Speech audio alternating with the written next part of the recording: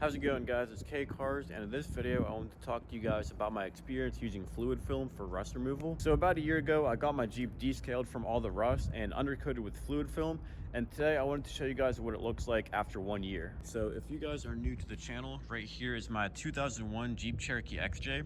I got this thing about 2 years ago, and whenever I first got it, this thing had a whole bunch of rust underneath and on a lot of the body panels as well. So as you can probably tell right now, we have done a good amount of rust repairs to this thing. I will go over pretty much all that in this video. Like I said, the main topic that I wanted to go over in this video was using fluid film to prevent rust from actually happening. So there definitely are a few different methods to actually prevent rust from happening on your vehicle. Fluid film is a pretty popular one. There's also POR 15, which is kind of like something that you just like paint on, and that's supposed to prevent rust as well.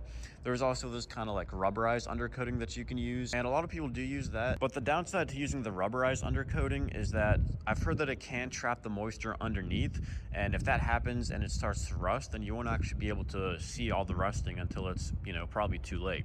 So that's the main reason that I didn't use the rubberized type of undercoating. And then when it comes to the POR 15, I wasn't really too familiar with that, but I just thought that just painting it on there would take a little bit too long, because I do believe that with the POR 15, you actually have to get underneath there and like literally just paint it on with a brush. It's not like a spray type of thing.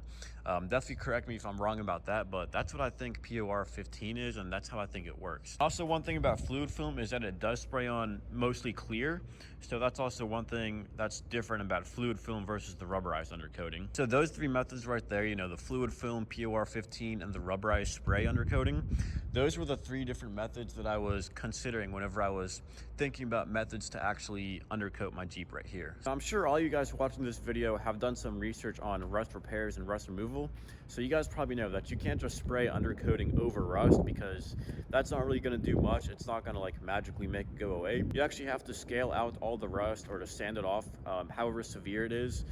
You can't just spray the undercoating over the rust, like I said. So I did do a few minor rust repairs to this Jeep myself, and that basically includes like some of the surface rust on the door jambs, which I will show you guys later on. But for the big jobs, like replacing the whole rockers and the rear lower quarter panels, I did take it to a shop to make sure that it was done correctly and professionally. And you guys can see right here on the rocker, you can see it definitely looks a whole lot better. Right there is where there used to be a huge hole.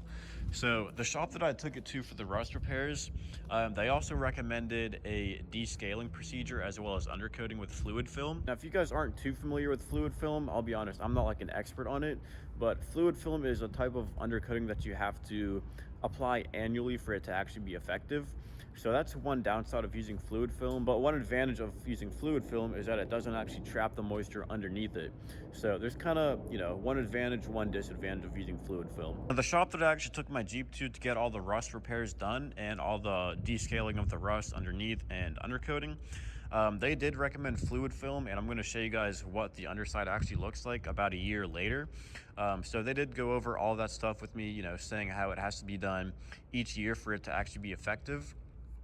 Now, for the whole process of removing the rust, basically just descaling all the rust off the underside and then applying the fluid film, I think it was around $500 for the entire process. Now, since it is supposed to be applied every year, after that, they usually charge around $150 to reapply the fluid film, since they won't have to actually get rid of any more rust. They're just spraying the fluid film on, and that's about it. So $500 for the initial service for rust removal and fluid film, and then each year after that they charge about $150 to reapply the fluid film. And now for the rubberized undercoating, it might be a little bit more expensive originally, but it's not something that you have to actually repeat each year. So you just spray it on and hopefully be done with it at that point. Now, judging by some other shops that I went to, that actually seemed pretty cheap. I know rust repairs can get very expensive, so $500 for a descaling job and undercoating, compared to a different shop that I went to, that actually seemed pretty cheap. Like I said, I went with the fluid film because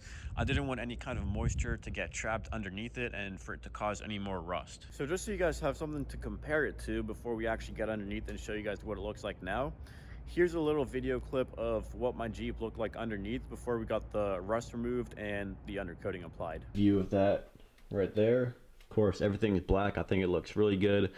Blends in with everything. I just wish everything else was black and not rusty. So as you guys saw, there was a whole bunch of rust on it. It didn't really look good at all with all that yellowish rusty color. So now let's go ahead and go underneath the Jeep and show you guys what it looks like 1 year after actually getting the fluid film applied here. So there you can see, you definitely still can see that it was rusty, and the rust is kind of starting to come back in a few spots here. I'll show you guys the back. Now, I did actually take my Jeep back to the shop for them to apply some more fluid film on this back portion right here. And as you can see right there, that's pretty much the worst spot for the rust that has built up on this Jeep.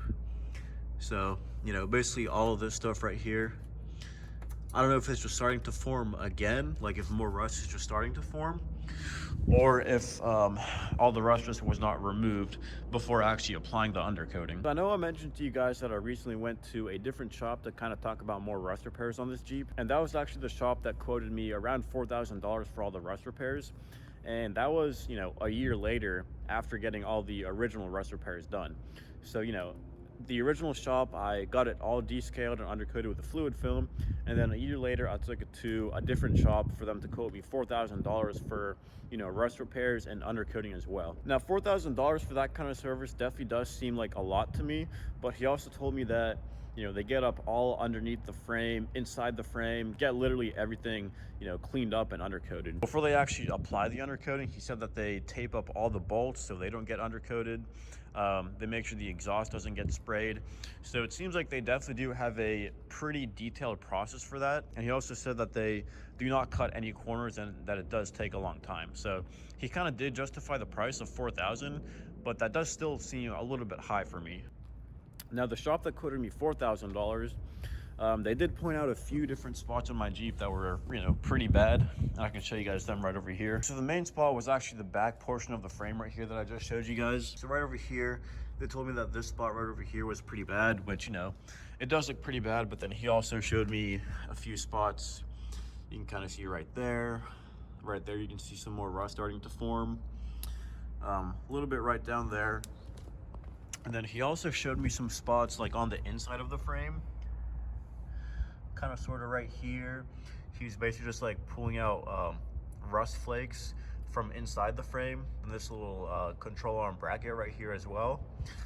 Give you guys a close-up. You can see all that rust that's still there. You can kind of see some more right over here. So, you know, we got a good bit right over here on this spot.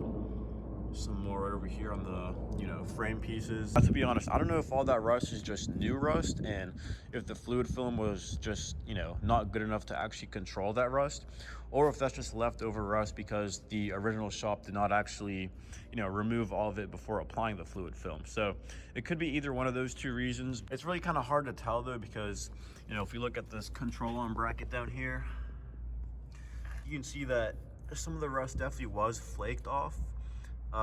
So yeah, I don't know, it kind of just looks like it's coming back in a few spots, especially down here on the bottom. You can see that kind of looks like fresh rust down there, but then here we can just, you know, it's just flaking right off. So not really too sure if fluid film is really the best option for rust prevention.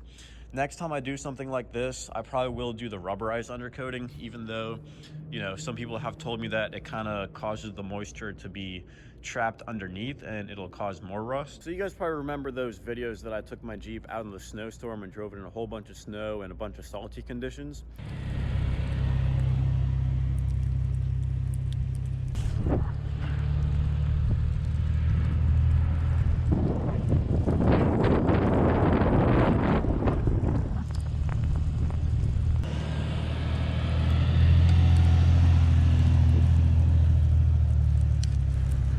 So originally I took my Jeep to the shop after doing all that, and then after I got it undercoated, I actually didn't drive it in any kind of, like, you know, salty or snowy conditions. At least I tried my best not to. You know, I did drive it in rainy conditions and wet conditions, so, you know, that could have you know, caused some more rust to occur, but the fluid film probably should have stopped that. So, you know, it's not like I was trying to get the Jeep dirty. I wasn't trying to, you know, drive in snowy or salty conditions.